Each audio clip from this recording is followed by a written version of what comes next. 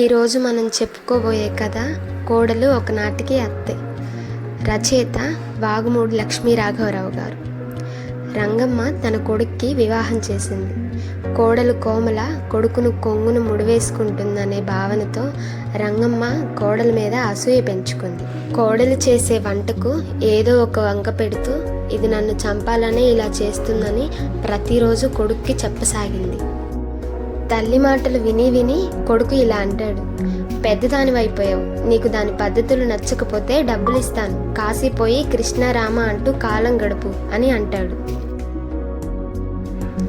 కొడుకు మాటలను విన్న రంగమ్మ, అప్పుడే నీకు పెళ్ళాం బెల్లం తల్లి అల్లం అయిపోయిందంటరా, నీ కొడుకు పుడితే వాడిని చూసి అలాగే కాశీకి పోతానులే అని అంది. కొన్ని నెలల అనంతరం కోమలకు పన్నంటి బాబు పుట్టాడు. రంగమ్మ మనవడిని చూసుకొని తెగ మురిసిపోయింది. అంతలో కోమల, మనవడిని చూసుకున్న తర్వాత కాశీకి పోతానన్నావు కదా, మనవడిని చూసావు కదా, ఇక కాశీకి వెళ్ళు అంది. కోమల మాటలను విన్న రంగమ్మ, అందుకే పెద్దలు కోడల కన్నా కొరువిదయ్యం నయం అన్నారు. నా మనవడి ముద్దు మురుపును చూసుకున్న తర్వాత మీరు ఉండమన్నా ఉండకుండా కాశీకి పోతాను అంది.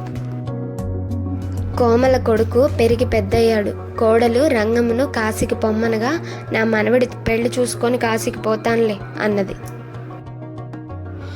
కోమల కొడుకు పెళ్ళయింది. కోడలు కోమల రంగమ్మను కాశీకి పొమ్మనగా, నీవు అత్తవయ్యావు కదా, ఇద్దరం కలిసి కాశీ వెళ్దాం పదా అని అన్నది.